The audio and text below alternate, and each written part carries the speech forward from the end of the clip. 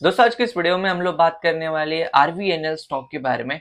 अगर 7-8 साल पहले अगर आप आरवीएनएल स्टॉक को देखोगे तो वो स्टॉक 20-30 रुपए के आसपास ट्रेड कर रहा था। 2018 में ये कंपनी डेबिट हुई थी स्टॉक मार्केट के अंदर।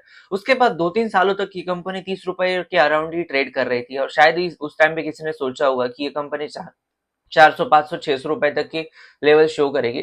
आज के डेट में आरबीएनएल आपको 300, 400 रुपए के आसपास ट्रेड करते हुए दिख रहा है। हालांकि एक साल में इसके रिटर्न्स नेगेटिव आए हैं, 22-23% नेगेटिव इसने रिटर्न अपने इन्वेस्टर को दिए। लेकिन अगर 5 साल की रिटर्न्स की बात करोगे तो 1800% से भी ज्यादा के रिटर्न्स अपने इन्वेस्टर को इसने दिए।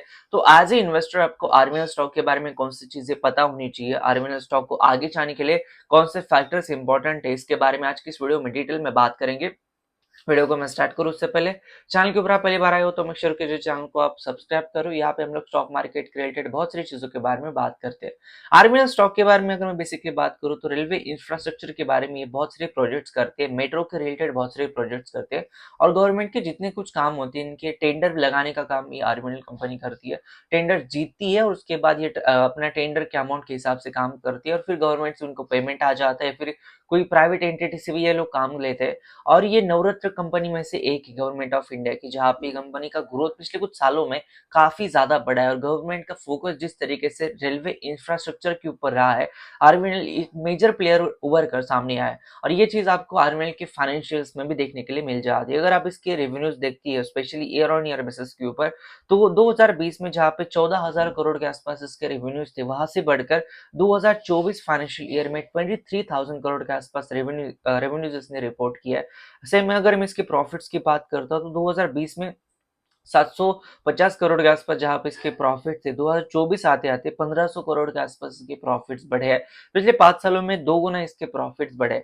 लेकिन मेजर पिछले 1-2 सालों में जो शिफ्ट आया, आरबीएल का जो मोमेंटम था वो चला गया अचानक से। इसका सबसे बड़ा रीजन था कि government of India specially election के बाद जिस तरीके से गवर्नमेंट फॉर्मेशन हुई, 2019 से लेकर 2024 तक जिस तरीके से गवर्नमेंट ने फोकस किया था रेलवे इंफ्रास्ट्रक्चर के ऊपर, because government of India majority के अंदर थी। लेकिन 2024 में अलायंस के साथ ये जो गवर्नमेंट ऑफ इंडिया इनका जो पूरा गवर्नमेंट स्ट्रक्चर बना था, जिस वजह से गवर्नमेंट का फोकस जब भी कोई ऐसी अलायंस वाली गवर्नमेंट होती है तो ऐसे जो डेवलपमेंट है इसमें उसके ऊपर फोकस तो रहता ही है, लेकिन उससे ज्यादा फोकस हो जाता है पब्लिक वेलफेयर वाली जो स्कीम्स होती है, फ्री में राशन देना, फ्री में चीजें प्रोवाइड करना, इसके ऊपर ज्यादातर फोकस रहता है। हमेशा ऐसा देखा गया कि जो डेवलपमेंट वाले प्रोजेक्ट्स होते हैं, ऐसे जो प्रोजेक्ट्स हमेशा ऐसे गवर्नमेंट के टेन्योर के अंदर जो है बैक सीट ले लेते हैं। कहीं ना कहीं ये रीजन है कि रेलवे के सारे जो स्टॉक्स है वो थोड़ा सा स्लगिश हो गए। गवर्नमेंट ऑफ इंडिया 2024 में जिस तरीके से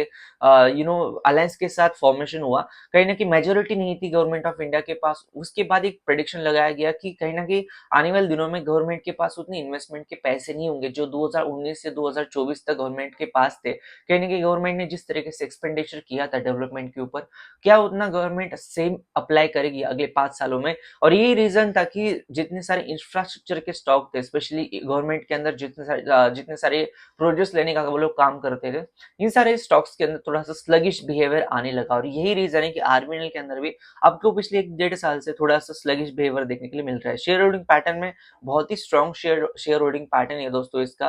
प्रोमोटर के पास 72%, रिटेलर के पास 16%, डीआईएस के पास 6, एफआईएस के पास 6 और म्यूचुअल फंड के पास 0.21% के आसपास टेक है।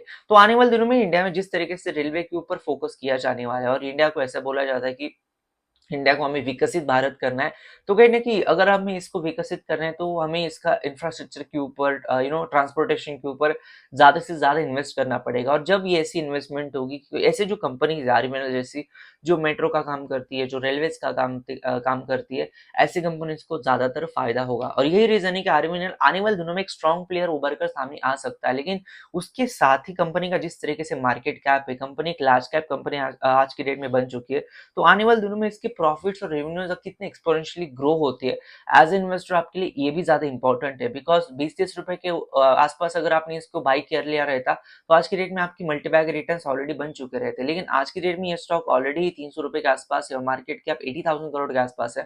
तो आने वाले दिनों में ये कितना ग्रो करेगा ईयर ऑन ईयर बेसिस के ऊपर, गवर्नमेंट ऑफ इंडिया का कितना फोकस रहता है, इसके ऊपर बहुत ज्यादा डिपेंड करेगा कि आने वाला स्टॉक कैसे परफॉर्म करेगा। ये था आज का वीडियो को कमेंट करो, उससे पहले चैनल को सब्सक्राइब कर देना, वीडियो को लाइक कर देना। धन्यवाद दोस्तों ये वीडियो देखने के लिए, धन्यवाद।